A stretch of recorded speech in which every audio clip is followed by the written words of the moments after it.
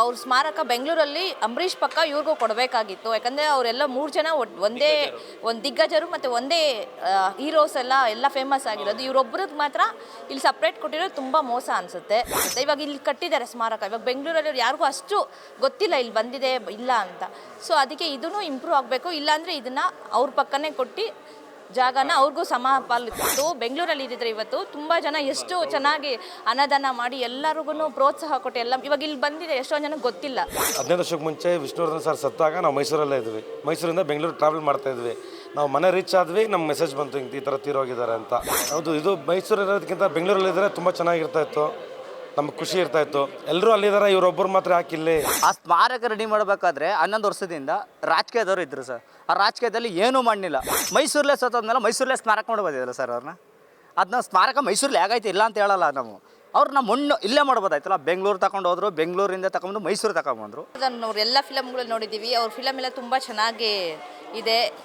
ಹಳೆ ಫಿಲಮ್ಸ್ ಎಲ್ಲ ಇವಾಗೂ ಅಷ್ಟೇ ಯಾವುದನ್ನ ಫಿಲಮ್ಸ್ ಬಂದರೆ ನೋಡ್ತಾ ಇರ್ತೀವಿ. ಅದರಲ್ಲೂ ಮುತ್ತಿನ ಹಾರ ಎಲ್ಲ ನಾಗರಹಾವು ಇಂದ ಟಿಲ್ ಆಪ್ತಮಿತ್ರಗಂತ ಎಲ್ಲ ತುಂಬ ಚೆನ್ನಾಗಿದೆ ಫಿಲಮ್ಸು. ಆದರೆ ಅವ್ರ ಸ್ಮಾರಕ ಬೆಂಗಳೂರಲ್ಲಿ ಅಂಬರೀಷ್ ಪಕ್ಕ ಇವ್ರಿಗೂ ಕೊಡಬೇಕಾಗಿತ್ತು. ಯಾಕಂದರೆ ಅವರೆಲ್ಲ 3 ಜನ ಒಂದೇ ಒಂದು ದಿಗ್ಗಜರು ಮತ್ತು ಒಂದೇ ಹೀರೋಸ್ ಎಲ್ಲ ಫೇಮಸ್ ಆಗಿರೋದು. ಇವರೊಬ್ಬರಿಗೆ ಮಾತ್ರ ಇಲ್ಲಿ ಸಪ್ರೇಟ್ ಕೊಟ್ಟಿರೋದು ತುಂಬ ಮೋಸ ಅನಿಸುತ್ತೆ. ಸೊ ಅವ್ರಿಗೂ ಅಲ್ಲೇ ಕೊಟ್ಟುಬಿಟ್ಟು ಮತ್ತೆ ಅಲ್ಲಿಂದ ಇಲ್ಲಿಗೆ ಶಿಫ್ಟ್ ಮಾಡಿದ್ದು ತುಂಬ ಬೇಸರ ಆಯಿತು. ಬೆಂಗಳೂರಲ್ಲಿ ಅವ್ರದ್ದು ಇದ್ದಿದ್ರೆ ಚೆನ್ನಾಗಿರ್ತೈತೆ. ಯಾಕಂದರೆ ಇವರು ಅವ್ರ ಲೆವೆಲ್ಗೆ ಎಲ್ಲ 3 ಜನನೂ ರಾಜ್ಕುಮಾರು, ಅಂಬರೀಷ್ ಮತ್ತು ವಿಷ್ಣುವರ್ಧನ್ 3 ಜನನೂ ಒಂದೇ ಏಜಲ್ಲಿ ಬಂದಿರೋದು ಒಂದೇ ಇದರಲ್ಲಿ. ಆದರೆ ಇವ್ರಿಗೆ ಮಾತ್ರ ಸಪ್ರೇಟ್ ಕೊಟ್ಟು ತುಂಬ ಮೋಸ ಅನಿಸುತ್ತೆ. ಇವಾಗ ಇಲ್ಲಿ ಕಟ್ಟಿದ್ದಾರೆ ಸ್ಮಾರಕ. ಇವಾಗ ಬೆಂಗಳೂರಲ್ಲಿ ಯಾರಿಗೂ ಅಷ್ಟು ಗೊತ್ತಿಲ್ಲ ಇಲ್ಲಿ ಬಂದಿದೆ ಇಲ್ಲ ಅಂತ. ಸೊ ಅದಕ್ಕೆ ಇದೂ ಇಂಪ್ರೂವ್ ಆಗಬೇಕು. ಇಲ್ಲಾಂದರೆ ಇದನ್ನು ಅವ್ರ ಪಕ್ಕನೇ ಕೊಟ್ಟು ಜಾಗನ ಅವ್ರಿಗೂ ಸಿಗುತ್ತೋ ಇವ್ರಿಗೂ ಅದೇ ತನಕ ಕೊಡಬೇಕು. ಯಾಕಂದರೆ ತುಂಬ ಅಭಿಮಾನಿಗಳಿದ್ದಾರೆ ಬೆಂಗಳೂರಲ್ಲಿ ವಿಷ್ಣುವರ್ಧನ್ ಅವ್ರಿಗೆ. ಸೊ ಎಷ್ಟೊಂದು ಜನ ಬರೋಕ್ಕಾಗಲ್ಲ ಇಲ್ಲಿಗೆ. ಸೊ ಅಲ್ಲಿ ಇದ್ದಿದ್ರೆ ಇವತ್ತು ಬೆಂಗಳೂರಲ್ಲಿ ಇದ್ದಿದ್ರೆ ಇವತ್ತು ತುಂಬ ಜನ ಎಷ್ಟು ಚೆನ್ನಾಗಿ ಅನ್ನದಾನ ಮಾಡಿ ಎಲ್ಲರಿಗೂ ಪ್ರೋತ್ಸಾಹ ಕೊಟ್ಟು ಇವಾಗ ಇಲ್ಲಿ ಬಂದಿದೆ ಎಷ್ಟೊಂದು ಜನಕ್ಕೆ ಗೊತ್ತಿಲ್ಲ ಇಲ್ಲಿದೆ ಅಂತ. ಸೊ ಅದಕ್ಕೆ ಸರ್ಕಾರಕ್ಕೆ ಹೇಳೋದು ಒಂದೇ ಥರ ಅವ್ರಿಗೂ ಅಲ್ಲೂ ಒಂದೇ ಸ್ಥಾನ ಕೊಟ್ಟು ಇದು ಮಾಡಿ ಅಂತ ಹೇಳೋದು. ನಮಗೆ ವಿಷ್ಣುವರ್ಧನ್ ಸರ್ ನಾಗರಾವ್ ಸಿನಿಮಾಯಿಂದ ಇಷ್ಟ ನಮ್ಗೆ. ಅವರು ಆ ಸಿನಿಮಾಯಿಂದ ಅವ್ರ ಸಿನಿಮಾ ಯಾವುದೂ ಬಿಡ್ತಾ ಇರಲಿಲ್ಲ. ಆಪ್ತಮಿತ್ರ ಸಿನಿಮಾ ನೋಡಿದ್ದು, ಅದು ತುಂಬ ಇಷ್ಟ ಸಿನಿಮಾ. ಅದೂ 15 ವರ್ಷಕ್ಕೆ ಮುಂಚೆ ವಿಷ್ಣುವರ್ಧನ್ ಸರ್ ಸತ್ತಾಗ ನಾವು ಮೈಸೂರಲ್ಲೇ ಇದ್ವಿ. ಮೈಸೂರಿಂದ ಬೆಂಗಳೂರು ಟ್ರಾವೆಲ್ ಮಾಡ್ತಾ ಇದ್ವಿ. ನಾವು ಮನೆ ರೀಚ್ ಆದ್ವಿ, ನಮ್ಮ ಮೆಸೇಜ್ ಬಂತು ಈ ಥರ ತೀರೋಗಿದ್ದಾರೆ ಅಂತ. ಮತ್ತು ಇವತ್ತು ಅದೇ ದಿನ ಇಲ್ಲಿ ಬಂದಿದ್ದೀವಿ ಅವ್ರ ಸ್ಮಾರಕಕ್ಕೆ. ಹೌದು, ಇದು ಮೈಸೂರಿರೋದಕ್ಕಿಂತ ಬೆಂಗಳೂರಲ್ಲಿದ್ದರೆ ತುಂಬ ಚೆನ್ನಾಗಿರ್ತಾ ಇತ್ತು, ನಮ್ಗೆ ಖುಷಿ ಇರ್ತಾ ಇತ್ತು.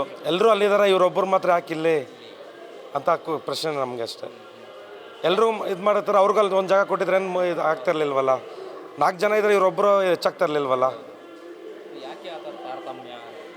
ನೋಡಿ, ದೊಡ್ಡ ಸರ್ಕಾರ ಇದೆ, ಅವ್ರು ನಮ್ಮ ನೋಡಬೇಕು, ಇದು ಮಾಡಬೇಕು. ಇದ್ರ ಬಗ್ಗೆ ಸ್ವಲ್ಪ ಬೆಂಗಳೂರಲ್ಲಿ ಎಲ್ರಿಗೂ ಯಾವ ಥರ ಮಾಡಿದರೆ ಇವ್ರಿಗೂ ಅದೇ ಸ್ಥಾನ ಕೊಡಬೇಕು ಅಂತ ನಮ್ಮ ಕೇಳ್ಕೊತೀವಿ ಸರ್ ಗೌರ್ಮೆಂಟ್ ಅವ್ರನ್ನ. ಬೆಂಗಳೂರು HD ಕೋಟೆಗೆ ಬಂದಿದ್ವಿ. ಅಲ್ಲಿಂದ ಬೆಂಗಳೂರು ಓಡ್ತಾ ಇದ್ವಿ ಸ್ಮಾರಕ ನೋಡ್ಕೊಂಡು ಹೋಗೋಣ ಅಂತ. ಆ ದಿನ ನೆನಪಾಯ್ತು ನಮಗೆ, ಅದೇ ಸತ್ತಿದ್ದ ದಿನ. ಅದಕ್ಕೆ ಮತ್ತೆ ಅಂದರೆ ವಿಷ್ಣು ಸರ್ ಅಂದರೆ ನಮಗೆ ತುಂಬ ಇಷ್ಟ ಸರ್. ಯಾಕಂದರೆ ಅವತ್ತಿಂದ ಇವತ್ತು ಗಂಟು 15 ವರ್ಷ, ಇವತ್ತಿಗೆ 15 ವರ್ಷ ಸರ್. ವಿಷ್ಣು ಸಾರು ನಮ್ಮನ್ನು ಕಳ್ಕೊಂಡಿಲ್ಲ, ನಾವು ಪಡ್ಕೊಂಡಿದ್ದೀವಿ ಅನ್ಕೊಬತ್ತೀವಿ ಸರ್ ಇಲ್ಲಿಗೆ. ಯಾಕಂದರೆ ನಾವು ಕಳ್ಕೊಳ್ಳೋಕೆ ಇಷ್ಟಪಟ್ಟಿಲ್ಲ, ಅವ್ರನ್ನ ಪಡ್ಕೊಳ್ಳೋಕ್ಕೋಸ್ಕರ ಇಷ್ಟಪಡ್ತಾಯಿದ್ದೀವಿ ನಾವು ಇಲ್ಲಿಗೆ.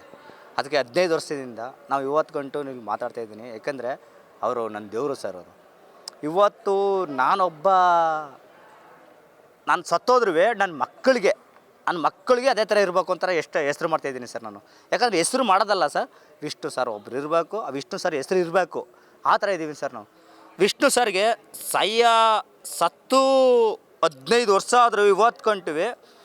ಒಂದು 11 ವರ್ಷ ಆಯಿತು ಸರ್. 11 ವರ್ಷದಲ್ಲಿ ಸ್ಮಾರಕ ಇಲ್ಲಿಗೆ ರೆಡಿ ಮಾಡಿದ್ರು. ಆ ಸ್ಮಾರಕ ರೆಡಿ ಮಾಡಬೇಕಾದ್ರೆ 11 ವರ್ಷದಿಂದ ರಾಜಕೀಯದವರು ಇದ್ದರು ಸರ್. ಆ ರಾಜಕೀಯದಲ್ಲಿ ಏನೂ ಮಾಡಲಿಲ್ಲ. ಆ ರಾಜಕೀಯ ತಿರಕ್ಕೆ ಇಲ್ಲಿ ತಗೊಂಬಂದರು ಸರ್. ಮೈಸೂರಲ್ಲೇ ಇತ್ತಲ್ವ ಸರ್, ನಮ್ಮ ಬಾಸು ಮೈಸೂರಲ್ಲೇ ಸತ್ತೋಗ್ಬಿಟ್ರು.